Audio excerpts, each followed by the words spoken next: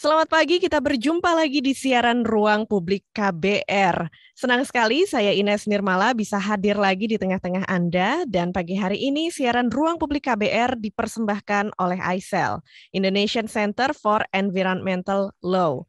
Pagi hari ini kita membahas seputar kemenangan warga Sangihe melawan tambang emas di PT UN Manado. Kita tahu bahwa warga Sangihe terus berjuang menolak tambang emas di pulau mereka. Di PT UN Manado pun telah memutus sengketa tata usaha negara dalam perkara tersebut. 56 perempuan penduduk Pulau Sangihe memenangkan gugatan terhadap izin lingkungan yang diterbitkan bagi PT TMS untuk melakukan kegiatan pertambangan di Pulau Sangihe. Perlawanan yang dilakukan oleh masyarakat menghasilkan putusan yang penting tidak hanya bagi perlindungan lingkungan di Pulau Sangihe, tetapi juga bagi perkembangan hukum lingkungan di Indonesia. Pada putusan tersebut, hakim mengabulkan permohonan penundaan pelaksanaan putusan izin lingkungan yang disengketakan. Selain itu, majelis hakim juga membatalkan izin lingkungan PT TMS. Pertimbangan majelis hakim yang mendalam mengenai partisipasi masyarakat dan substansi AMDAL juga membuat putusan ini menjadi sangat penting dalam konteks pengembangan hukum lingkungan di Indonesia. Aspek lain yang membuat gugatan izin lingkungan PT TMS menjadi istimewa adalah banyaknya masyarakat Sangihe yang maju sebagai penggugat. Hal tersebut merupakan refleksi dari solidaritas masyarakat Sangihe dalam mempertahankan ruang hidupnya. Solidaritas dalam advokasi di Pulau Sangihe menjadi inspirasi bagi masyarakat lain yang sedang mengadvokasi lingkungan dan ruang hidupnya. Lalu bagaimana kelanjutan gerakan perjuangan mereka? Dan apa rencana tindak lanjut masyarakat atas putusan PT UN Manado? Baiklah, pagi hari ini saya sudah terhubung dengan narasumber secara online. Yang pertama kita sapa ada Muhammad Hida Lazuardi atau biasa dipanggil Mas Elang, peneliti dari Indonesian Center for Environmental Law.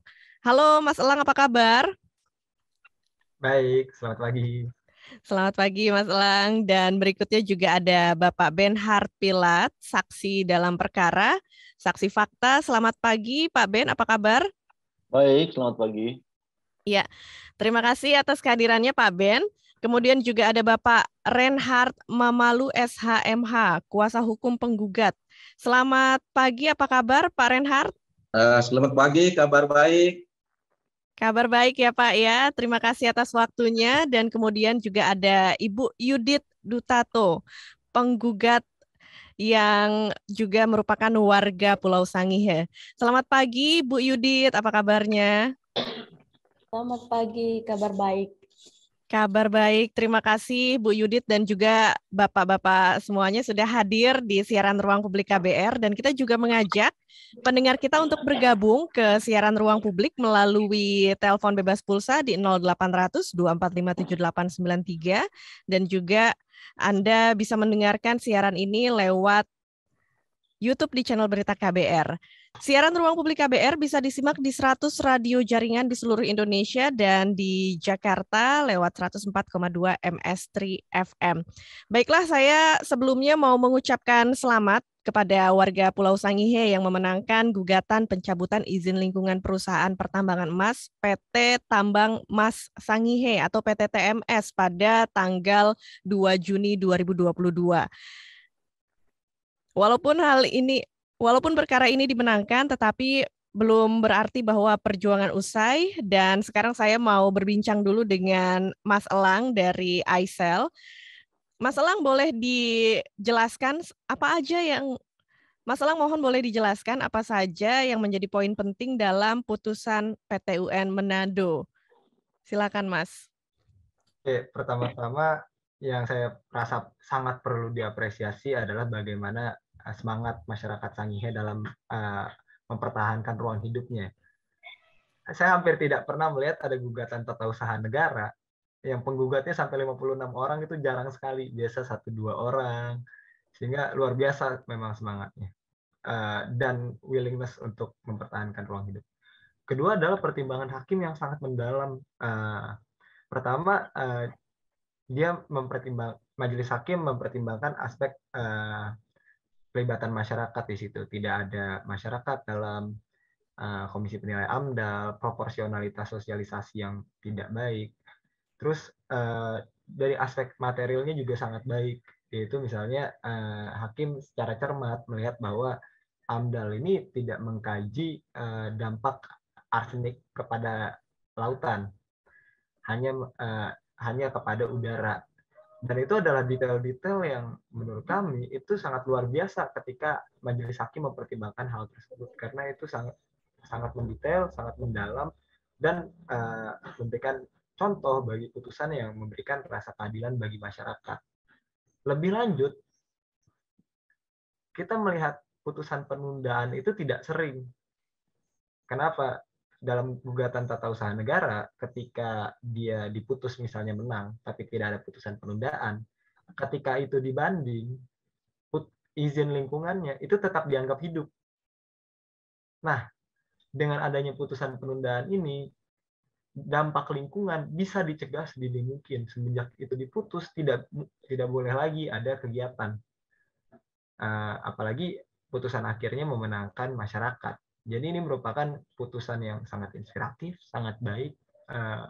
Tidak hanya putusannya, tapi bagaimana masyarakat mengadvokasi dirinya.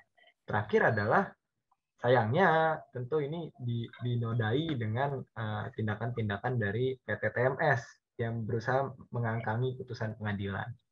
Nanti itu mungkin saya rasa baiknya dijelaskan oleh kawan-kawan langsung sih. Oke, baik Mas Elang, dan sekali lagi kita apresiasi warga Pulau Sangihe atas solidaritasnya dalam mempertahankan ruang hidup, dalam mempertahankan pulau dan kampung halaman mereka. Dan kita juga sudah bersama dengan Ibu Yudit, penggugat dan juga warga Pulau Sangihe. Boleh diceritakan Bu Yudit, bagaimana latar belakang diajukannya gugatan oleh masyarakat kepada izin lingkungan PT TMS? Ya, karena kami menggugat izin lingkungan PT Tambang Mas Sangihe karena itu merusak lingkungan. PT Tambang Mas Sangihe ini mereka datang tidak pernah mensosialisasikan apa-apa kepada masyarakat. Kami hanya tahu di Desa Bowone itu mereka melakukan sosialisasi pada tanggal 22 sampai 24 Maret 2021 untuk melakukan pembelian jual beli tanah yang hendak dijadikan lahan operasi PT Tambang Mas Sangihe. Dan itu pun harganya hanya Rp5.000. Rp5.000 itu lebih mahal sayur, Mbak. Ya. Karena sayur-sayur yang ada di Kepulauan Sangihe itu mahal. Sedangkan tanah yang diberikan oleh PT TMS harganya itu hanya Rp5.000 per meter. Dan juga perusahaan ini menurut kami mereka itu tidak pernah terbuka dengan masyarakat yang ada di sini. Mereka itu menyalahi aturan-aturan yang ada. Dan kami masyarakat yang ada di Kampung Bowone khususnya menolak dengan tegas kehadiran PT Tambang Emas Sangihe. Ya, baik. Karena memang dari awal tidak ada keterbukaan, tidak ada sosialisasi, terlebih lagi harga untuk penggantian tanah per meternya sangat murah ya Bu ya, Rp5.000 per meter. Dan itu Mbak bukan secara pribadi bagi kami. Kami tidak mau memberikan lahan kami itu bukan karena masalah harga yang murah Mbak. Tapi kami tidak mau sama sekali mau memberikan tanah kami kepada pihak perusahaan PT Tambang Mas Sangihe. Ya, baik Bu. Dan juga kita tahu bahwa warga sudah memenangkan putusan ya di sengketa ini, tapi sepertinya putusan tersebut tidak menyurutkan langkah PT TMS untuk melanjutkan bisnis di Pulau Sangihe. Ini bagaimana pandangan Bu Yudit? Ya, menurut pandangan saya PT Tambang Emas Sangihe itu tidak menuruti hukum yang ada. Mereka membangkang. Karena putusan PT UN Manado sudah jelas. Izin perusahaan PT Tambang Emas Sangihe itu dibatalkan, dicabut. Tapi mereka membangkang. Bahkan mereka pun hasil putusan keluar bulan Juni, tanggal 2 Juni itu putusan keluar, tanggal 13 Juni mereka membawa alat berat mereka, bor, ingin dimasukkan ke Kampung Bowone, tapi dicegat dan akhirnya hanya masuk ke Kampung Salurang. Ya, baik. Dan ini mungkin selanjutnya saya ke Bapak Reinhard Mamalu sebagai kuasa hukum. Kita tahu bahwa izin lingkungan dari PT TMS sudah dicabut, tetapi mereka masih berusaha untuk memasukkan alat-alat berat. Ketika izin lingkungan dicabut itu kan seharusnya sudah tidak ada lagi aktivitas perusahaan. Nah, Pak Reinhard, bagaimana nih pandangan Anda soal ini ketika PT TMS masih berupaya untuk membawa masuk alat-alat berat ke pulau? Ya, terima kasih atas kesempatan ini. Salam sejahtera untuk kita sekalian. Assalamualaikum warahmatullahi wabarakatuh. Yang pertama yang saya tegaskan bahwa saya pertama mengapresiasi majelis hakim yang memutus perkara ini karena dia boleh memberikan yang terbaik untuk Indonesia, gitu. Begini, itu sudah jelas di dalam putusan Pengadilan Tata Usaha Negara, yaitu dalam putusan provisi itu tegas mengatakan bahwa memerintahkan kepada tergugat satu dalam hal ini Kepala Dinas Penanaman Modal dan Pelayanan Satu Pintu untuk menangguhkan pelaksanaan surat keputusan tersebut.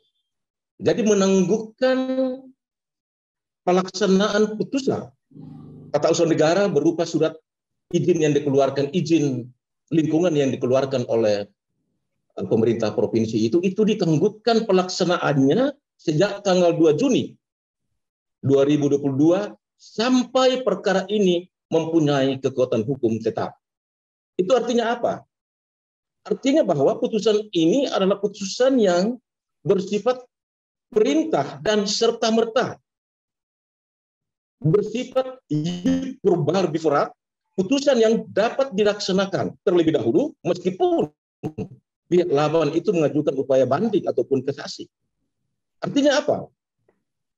Kalau izin lingkungannya itu sudah dinyatakan ditunda pelaksanaannya, berarti izin operasi produksinya pun itu harus berhenti. Artinya tidak ada kegiatan PT TMS di lokasi. Jadi hukumnya seperti itu. Tunggulah putusan sudah dinyatakan ingkrah. Apakah masyarakat Sangihe tetap dimenangkan dalam perkara ini atau sebaliknya? Tetapi yang jelas hari ini kemenangan dari warga masyarakat Sangihe itu sudah ditempuh dengan yang sangat luar biasa. Jadi artinya di situ saya juga mengapresiasi pihak pemerintah provinsi karena dengan kesadaran dirinya bahwa mereka itu telah keliru dan ada mengandung cacat formil dalam mengeluarkan surat keputusan berupa izin lingkungan. Begitu mereka dinyatakan kalah, saya mendengar informasi bahwa pihak pemerintah provinsi tidak mengajukan upaya banding, yang hanya upaya banding dilakukan oleh PT TMS. Ya silakan saja. Jadi kami mengapresiasi pihak provinsi, yang artinya pihak provinsi sudah tahu, sudah menyadari bahwa izin lingkungannya itu sudah dibatalkan dan mereka mengakui putusan itu. Maka oleh karena itu sangat diharapkan pihak provinsi juga dapat menghimbau kepada pihak TMS, pihak tambang emas itu agar mereka tidak dulu melakukan kegiatan pertambangan di lokasi. Karena apa?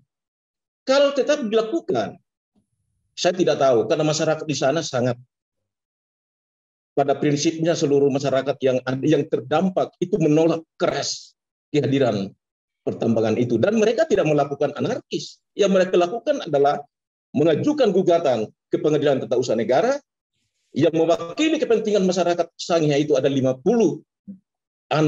para penggugat yang diwakili oleh saya sebagai kuasa hukumnya yang memenangkan perkara ini. Barangkali itu yang boleh dapat saya sampaikan. Oke, baik Pak Reinhardt. Dan juga Bapak Ibu, kita harus jeda dulu sejenak. Bagi Anda yang mendengarkan siaran Ruang Publik KBR, siaran ini juga bisa didengarkan di 100 radio jaringan di seluruh Indonesia dan di Jakarta lewat 104,2 MS3 FM. Kita akan kembali lagi ke siaran Ruang Publik KBR yang dipersembahkan oleh ICEL, Indonesian Center for Environmental Law. Kita kembali sesaat lagi. Baiklah, kita masih di siaran Ruang Publik KBR bersama saya Ines Nirmala dan juga narasumber kita ada Bapak Ben Pilat, saksi fakta, kemudian Bapak Reinhardt Mamalu, SHMH, kuasa hukum, dan Ibu Yudit Dutanto, penggugat dalam nomor 57 GLH 2021 PTUN Manado dan juga warga Pulau Sangihe.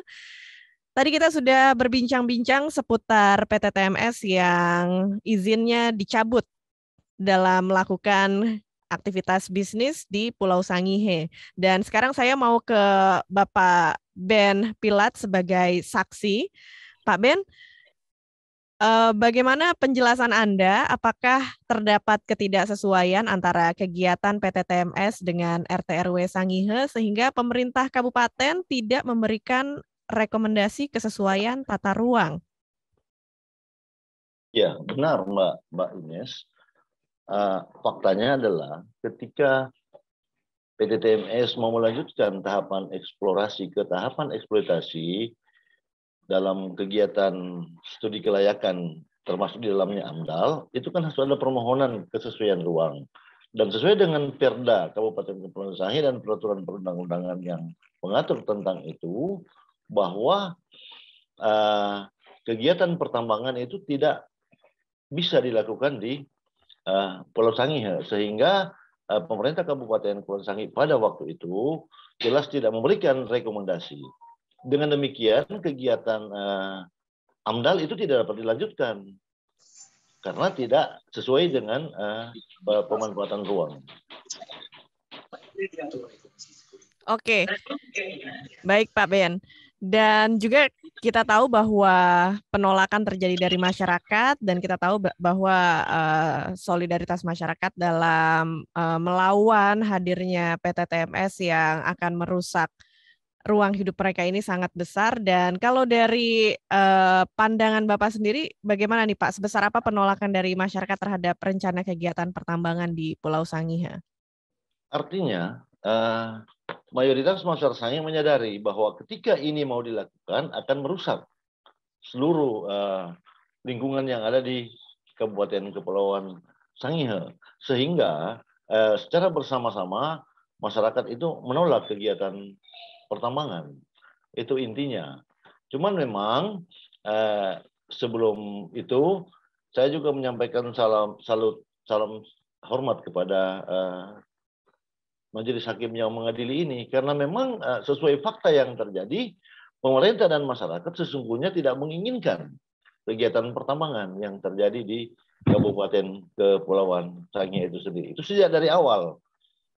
Cuman memang ketika PT TMS berupaya dengan upaya-upaya lain, terjadilah gelombang-gelombang penolakan sampai hadirnya gugatan dari warga masyarakat Sangihe, khususnya 56 perempuan dari Desa Bowone, Mbak Ines. Ya, baik. Dan kita kembali lagi ke Ibu Yudit, salah satu perempuan dari Desa Bowone yang juga merupakan penggugat. Bu Yudit, kita tahu bahwa PT TMS sangat-sangat berambisi ya untuk melakukan bisnis di Pulau Sangihe. Dan kalau menurut Anda, Bu Yudit, mengapa PT TMS ini bisa sangat ambisius untuk melakukan bisnis di Sangihe? Karena kami mendengar dari wawancara CEO PT Tambang Emas Sangihe, Terry Filbert, dia akan menginginkan jutaan dolar dari Kepulauan Sangihe. Tapi kami mohon maaf, kami tidak bisa memberikan ambisi itu kepada Terry Filbert. Kami menyarankan kepada Terry Filbert untuk cepat-cepat angkat kaki dari Kepulauan Sangihe. Karena kami tidak mau ruang hidup kami ini yang nyaman, aman, diganggu oleh perusahaan PT Tambang Emas Sangihe. Karena itu merusak ruang hidup kami. Kami sebagai perempuan itu ruang hidup kami terganggu. Kehidupan kami itu diganggu oleh perusahaan PT Tambang Emas Sangihe. Anak-anak kami ke depan itu mau hidup seperti apa? Kalau ruang hidup kami ini sudah diambil oleh perusahaan PT Tambang Emas Sangihe. Ya, baik Bu.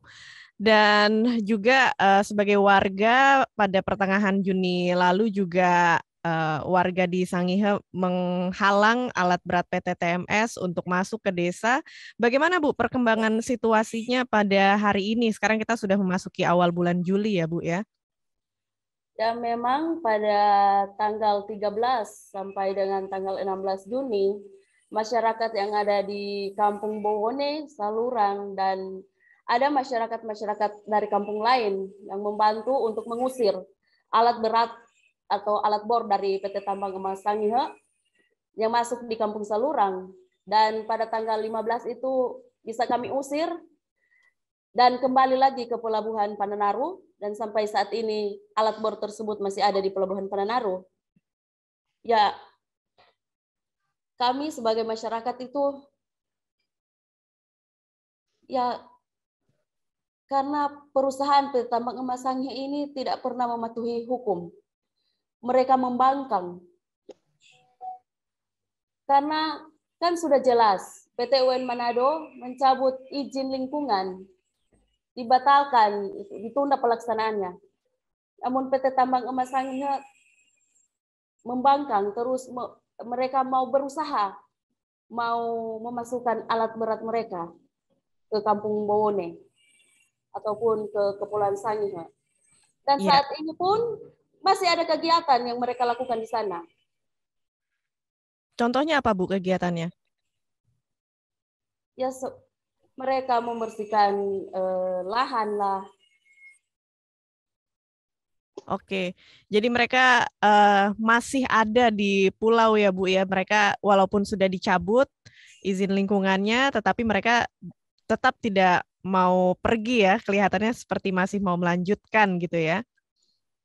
Tapi kami tetap akan berusaha, berupaya untuk menghentikan aktivitas dari PT Tambang Emas Sangihe ini. Iya. Karena mereka harus menghentikan semua kegiatan mereka di lapangan. Nah, setelah mereka mengajukan banding, PT TMS mengajukan banding, bagaimana respon warga Sangihe? Ya, kalau mereka mau mengajukan banding ke PT Tun Makassar, ya respon kami sebagai masyarakat itu adalah hak mereka sebagai yang digugat untuk melakukan upaya hukum menghadapi gugatan kami. Tetapi Dinas Penanaman Modal dan Perizinan Terpadu Satu Pintu melalui Biro Hukum Provinsi Sulut telah menyatakan mereka tidak akan melakukan banding. Ya, baik. Sekarang saya mau ke Pak Reinhard Mamalu sebagai kuasa hukum. Kita tahu Pak bahwa TMS mengajukan upaya banding atas kekalahan di PT UN Manado. Sementara pihak Pemprov juga tadi Bapak sebutkan Pemprov Sulut tidak melakukan banding. Nah, bagaimana pandangan Bapak atas hal ini dan atas reaksi masyarakat? Bagaimana pandangan Anda? Ya, terima kasih. Jadi jika ada reaksi dari masyarakat Sangihe menolak kegiatan dari PT TMS itu terbukti ketika mereka memasukkan alat tadi disampaikan oleh Bu Yudi tadi, itu secara spontanitas dari warga masyarakat itu menolak keras. Tapi mereka tidak pada anarkis. Nah, itu yang kita juga acungkan jempol sama warga masyarakat Sangihe. Karena mereka sudah tahu bahwa itu sudah melalui proses hukum. Jadi artinya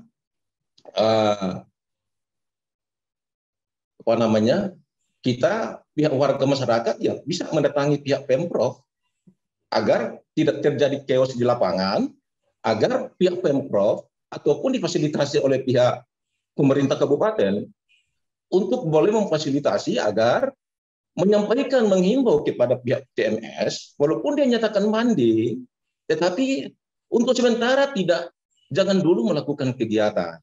Karena itu sudah jelas dalam putusan penundaan. Putusan penundaan itu sifatnya serta-merta, itu harus dilaksanakan lebih dulu. Itu yuk perubahan berat. Meskipun dia ajukan banding, tetapi penundaan itu harus dilaksanakan. Yang artinya izin lingkungan itu sudah ditangguhkan pelaksanaannya, maka izin operasi produksinya itu pun menunggu hasil putusan ini. Karena di situ disebut penundaan itu dimulai sejak tanggal 2 Juni 2020 sejak putusan diucapkan sampai kepada putusan ini memperoleh kekuatan hukum tetap. Itu baru itu penundaan. Padahal di dalam pokok perkaranya pun itu dinyatakan secara tegas, itu membatalkan izin lingkungan dan diwajibkan untuk mencabut izin lingkungan itu. Jadi kalau pokok perkara ya silakan aja, kalau dia banding itu belum bisa kita laksanakan. Tetapi penundaannya itu wajib hukumnya dilaksanakan. Jadi jika pihak TMS tetap memaksakan diri untuk melakukan kegiatan, itu sebuah pelanggaran hukum. Dan negara kita, ya itu pasal 1 ayat 3, kita negara kesatuan ini berdasarkan pada hukum. Pasal 27 juga jelas, sama kedudukannya dalam hukum. Lalu bagaimana kalau pihak pemerintah tidak menghimbau kepada perusahaan ini untuk sementara dulu menunggu putusan mempunyai kekuatan hukum, jangan dulu melakukan kegiatan. Jangan sampai masyarakat itu terpancing dengan keadaan itu. Itu yang kita takut. Oleh karena itu, harus memberikan kesejukan kepada warga masyarakat Sangihe agar tidak terjadi hal-hal yang tidak diinginkan. Oke, baik Pak Reinhardt. Dan sepertinya sekarang kita harus jeda dulu sebentar ya Pak Ben, Bu Yudit, dan Pak Reinhardt. Dan kita akan kembali lagi ke siaran Ruang Publik KBR yang membahas seputar kemenangan warga Sangihe melawan tambang emas di PT UN Manado. Kita kembali setelah yang berikut ini.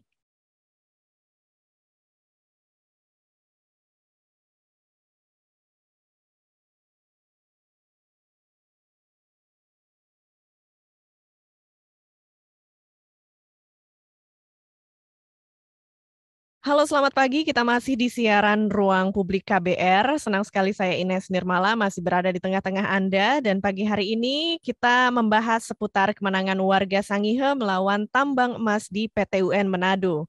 Siaran hari ini juga dipersembahkan oleh Indonesian Center for Environmental Law. Dan pagi hari ini kita sudah bersama dengan Bapak Ben Pilat, Bapak Reinhardt Mamalu, dan Ibu Yudit Dutato. Selanjutnya kita juga akan membahas lagi Selanjutnya saya mau ke Ibu Yudit. Saya mau tahu juga Bu lebih banyak seputar masyarakat di sana, masyarakat Pulau Sangihe, terkait perasaan masyarakat tentang putusan gugatan izin lingkungan PT TMS yang memenangkan penggugat. Dan sekarang apakah dari masyarakat masih ada rasa was-was bahwa PT TMS akan terus melakukan aksinya?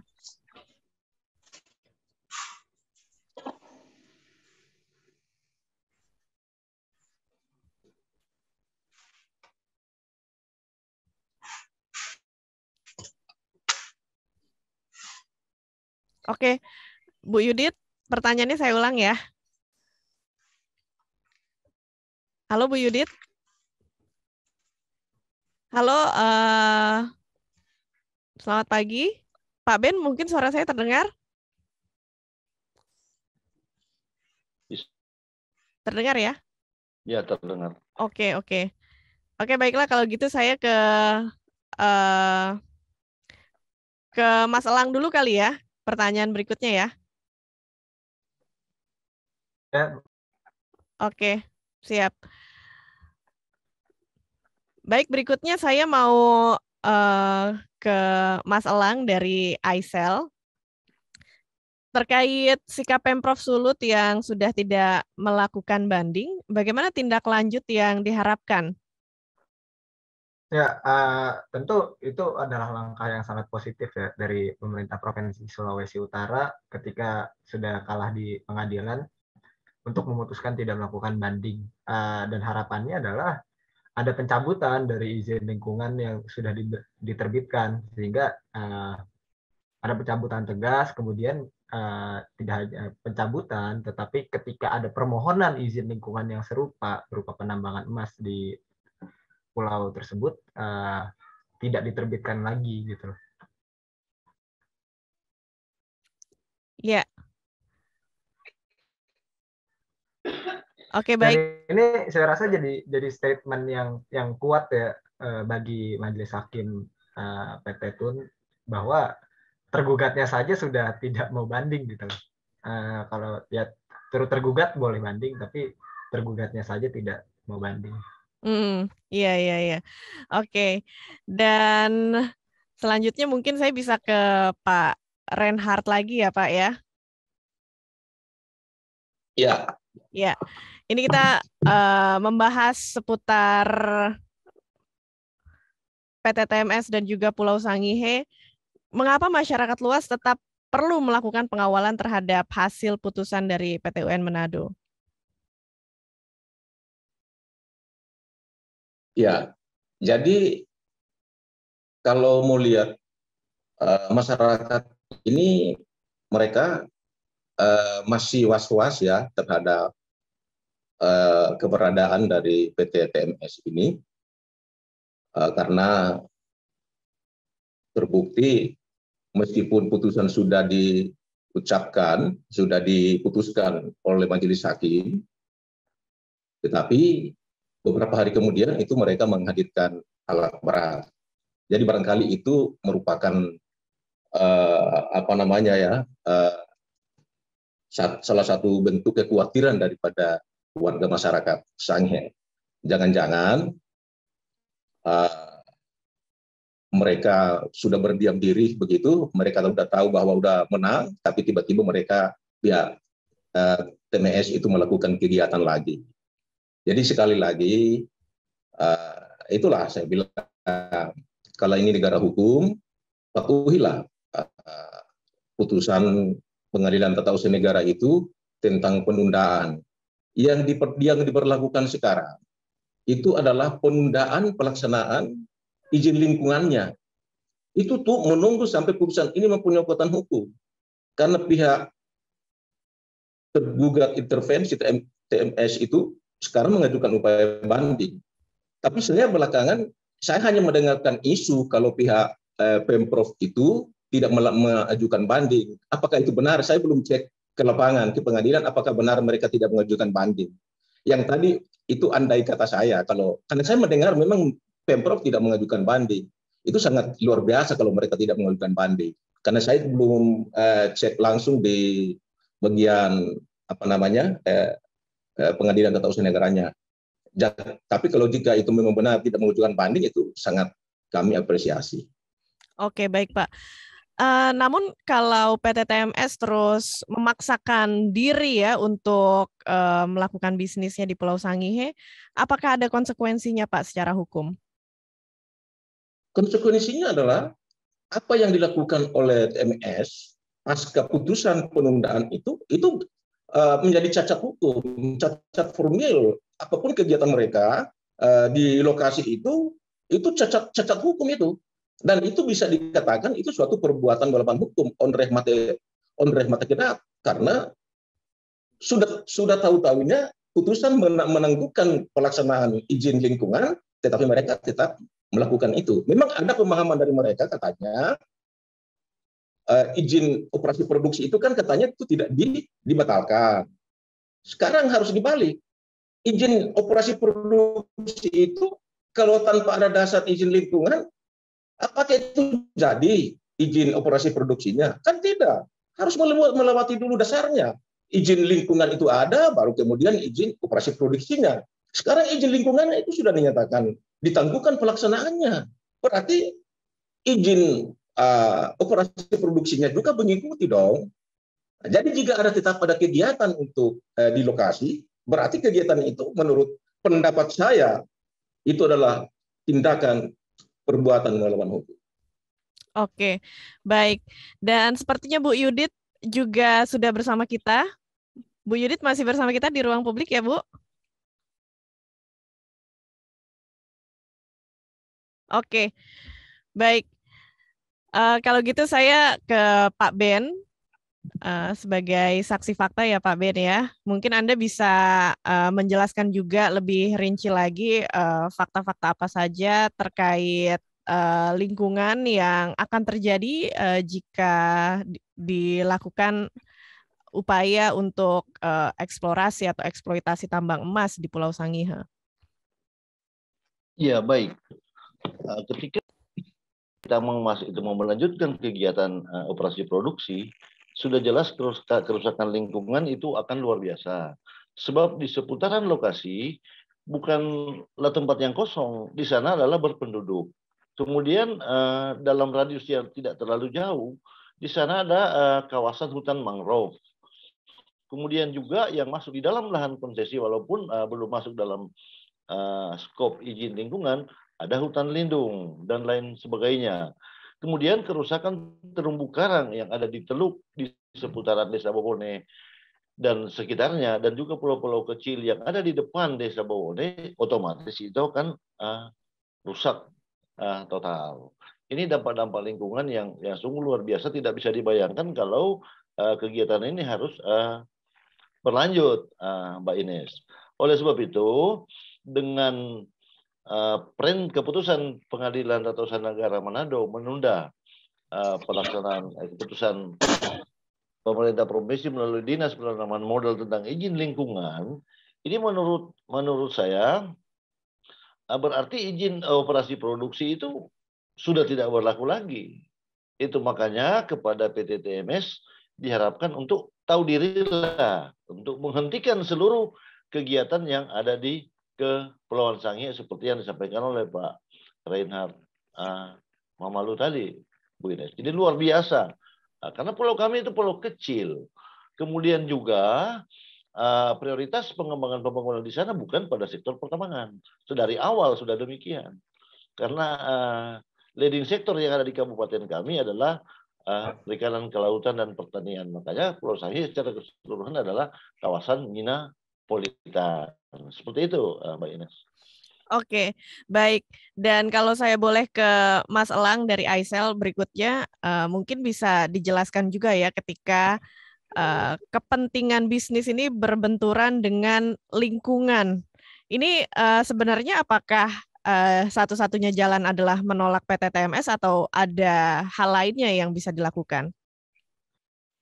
Satu hal yang kita perlu pahami adalah bahwa pertama Pulau Sangihe adalah bagian dari pulau-pulau kecil, sehingga sebenarnya dalam undang-undang tidak diperuntukkan untuk kegiatan pertambangan, kalaupun mungkin dia dengan syarat yang sangat ketat. Tapi kalau kita lihat sendiri rencana kegiatan pertambangan oleh PT TMS open pit, dia bukan kegiatan tambang yang cutting edge dan ramah lingkungan di situ.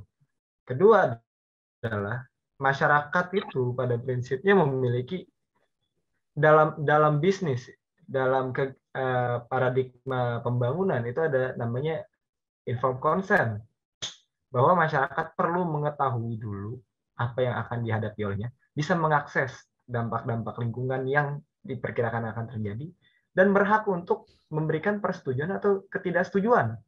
Itu dijamin harusnya. Sehingga ketika masyarakat tidak sepakat, ya apa boleh buat kan? Loh, yang penduduk aslinya tidak sepakat ya tidak bisa, karena tadi harus ada pemberitahuan dampaknya. Masyarakat bisa sebelum kegiatan harus masyarakat mengetahui apa dampaknya. Masyarakat boleh memikirkan apa keputusannya, sehingga masyarakat bisa memberikan persetujuan atau ketidaksetujuan. Masyarakat itu punya hak untuk menolak kegiatan yang berdampak pada lingkungannya. Oke, baik. Dan seperti yang disampaikan oleh Bu Yudi tadi, bahwa dari PT TMS juga tidak ada keterbukaan ataupun sosialisasi kepada masyarakat di sana ya. Oke, baik. Kita akan lanjutkan lagi perbincangan kita di siaran Ruang Publik KBR yang dipersembahkan oleh Indonesian Center for Environmental Law, dan kita akan kembali lagi setelah yang berikut ini. Jangan kemana-mana.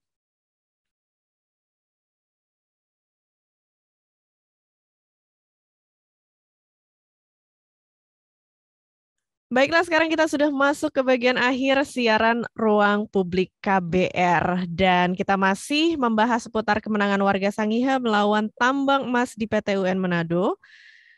Siaran hari ini juga dipersembahkan oleh ICEL, Indonesian Center for Environmental Law. Nah, pagi hari ini juga kita sudah bersama dengan Ibu Yul Takaliwang dari Save Sangihe Island. Bu Yul, terima kasih sudah bergabung di siaran Ruang Publik KBR hari ini. Dan sekarang kita sudah masuk ke sesi terakhir siaran kita. Dan apa yang ingin Save Sangihe Island sampaikan atau yang pengen Ibu Yul sampaikan terkait perjuangan warga dalam melindungi Pulau Sangihe? Oke, terima kasih Mbak Ines. Di penghujung acara, saya hanya menyampaikan bahwa yang harus pertama memberi teladan untuk menjalankan perintah dari pengadilan adalah pemerintah Provinsi Sulawesi Utara. Mereka sudah tidak mengajukan banding. Berarti mereka mengakui bahwa ada kesalahan di dalam proses penerbitan izin. Tetapi kemudian PT TMS masih mengajukan banding. Dengan demikian, ketika pemerintah Provinsi Sulawesi Utara yang mengeluarkan izin sudah mengakui tentang ada kesalahan bahwa kemudian mereka tidak mengajukan banding, secara otomatis PT TMS meskipun melakukan upaya-upaya hukum, tetapi mereka harus mengindahkan perintah pengadilan tata usaha negara. Nah, harus berhenti semua aktivitas pertambangan yang sementara berlangsung di Sangihe, karena polemik dan konflik horizontal bisa menjadi lebih tajam ketika putusan pengadilan tata usaha negara tidak dijalankan.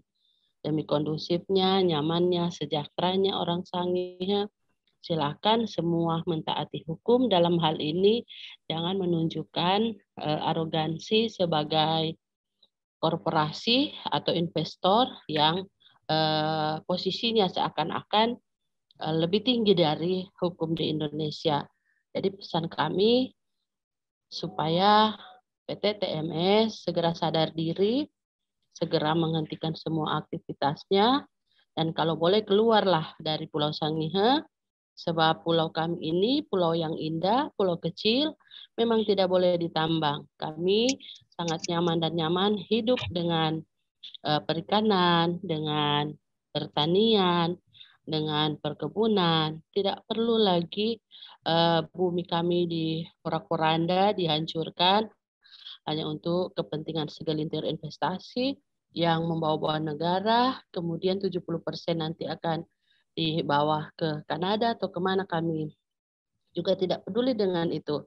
Yang kami pedulikan adalah keselamatan lingkungan dan keselamatan seluruh masyarakat Sangihe. Itu saja, Mbak. Baik, Bu Yul dari Save Sangihe Island. Dan dari Mas Elang, dari ICEL, apa yang mau Anda sampaikan terkait PT TMS yang juga dirasakan mereka seolah-olah mau melangkahi hukum ya, dan ini menimbulkan polemik tentunya bagi masyarakat di Pulau Sangihe. Apa yang ingin Anda sampaikan dan mengapa perjuangan dari warga Sangihe perlu mendapat dukungan kita semua? Wah, soal IUP ya tadi ya. Tentu IUP-nya menjadi harus dicabut. Kenapa? Undang-Undang Administrasi Pemerintahan menyatakan bahwa ketika fakta-fakta dan syarat hukum yang telah menjadi dasar keputusan telah berubah, keputusan itu dicabut. Sehingga fakta apa yang memungkinkan adanya IUP berupa adanya izin lingkungan. Ketika izin lingkungannya berubah, ketika izin lingkungannya batal, ketika izin lingkungannya tidak berlaku, otomatis putusan yang menjadi akibatnya juga menjadi tidak berlaku. Nggak ada alasan lah di situ, itu mengarang sekali. Nah, kedua, saya rasa terutama institusi penegak hukum ya, putusan Sangihe ini menjadi pertaruhan besar. Pertaruhan apa? Pertaruhan martabat dari pengadilan. Ketika ada putusan pengadilan dengan mudahnya dilangkahi oleh korporasi, siapa yang nanti akan percaya kepada pengadilan? Apakah pertanyaannya nanti, wah kalau seandainya kita menggugat, kita menang, kita tidak mendapatkan putusan sesuai dengan apa yang diamarkan oleh hakim, ya itu cikal bakal orang tidak percaya pengadilan, kemudian berbuat yang tidak diinginkan kan. Terakhir adalah ya itu hal yang paling patut disayangkan, bahwa setelah menang pengadilan, masyarakat Sangihe tetap perlu mengawal putusannya, tetap harus melakukan aksi demonstrasi, bahkan menghalang-halangi mobil yang alat-alat yang sudah tidak berizin gitu loh. Sehingga apa? Sehingga ini merupakan kasus isu nasional. Pulau Sangihe ini masalah nasional. Kenapa? Karena tadi implikasinya sangat luas terkait dengan kepercayaan kita pada hukum. Terakhir adalah karena ini masalah nasional, masalah lingkungan, ya saya rasa semua pihak perlu terus mengawal putusan ini, tetap perlu mengawal Pulau Sangihe agar harapan dari masyarakat dan keadilan itu dapat ditegakkan. Oke, baik Mas Elang. Dan selanjutnya Pak Ben boleh disampaikan sekali lagi seputar apa yang ingin Anda tekankan, apa yang ingin Anda berikan ya sebagai pesan kepada pendengar kita terkait perjuangan warga Sangihe. Baik, makasih. Yang pasti sampai kapanpun masyarakat Sangihe tetap berjuang untuk menolak kehadiran investasi pertambangan di Kabupaten Kepulauan Sangihe. Kemudian kepada pemerintah, baik pemerintah provinsi maupun pemerintah pusat, sebagaimana disampaikan oleh Mas Elang tadi, bahwa patuhilah keputusan pengadilan.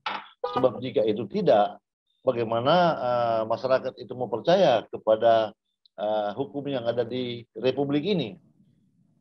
Dan itu juga akan mengajak masyarakat untuk bisa berbuat sewenang-wenang, sedangkan pemerintah sudah tidak taat hukum, apalagi masyarakat. Dan ini menjadi pelajaran bagi kita semua, tidak hanya bagi kami di Sangihe, tapi juga bagi penegakan hukum di Republik Indonesia. Sekira ini Mbak Ina. Baik Pak Ben, dan berikutnya Pak Reinhardt. Apakah Pak Reinhardt bisa bergabung Pak? Ya, saya udah menuju bandara, ya bisa. Oh, oke, siap Pak Reinhardt. Okay. Sambil dalam perjalanan boleh disampaikan juga ya Pak ya. Apa yang menjadi himbauan Anda, apa yang ingin Anda tekankan terkait warga Sangihe yang sudah memenangkan gugatan di PT UN Manado, dan apa yang ingin Anda sampaikan seputar perjuangan mereka bagi pendengar Ruang Publik KBR? Ya, ada dua hal yang ditekankan di sini, yaitu pihak TMS segera menghentikan kegiatan di lokasi sambil menunggu putusan perkara ini mempunyai kekuatan hukum tetap. Itu pertama. Yang kedua, mohon bantuan dari pemerintah provinsi dan pemerintah kabupaten agar dapat menghimbau kepada PT TMS ini agar mereka bersabar menunggu putusan perkara ini mempunyai kekuatan hukum tetap. Jadi itu dua poin saja itu. Iya, baik, terima kasih Pak Reinhardt, dan saya juga ucapkan terima kasih banyak kepada narasumber yang sudah hadir pada acara siaran Ruang Publik KBR pagi hari ini. Kita sama-sama kawal perjuangan warga Sangihe dalam mempertahankan ruang hidup mereka, dan saya juga ucapkan terima kasih kepada Anda yang sudah mendengarkan siaran Ruang Publik KBR. Dan karena waktu yang terbatas, harus kita sudahi siaran Ruang Publik KBR sampai di sini, dan saya Ines Nirmala mohon pamit undur diri. Terima kasih banyak dan salam.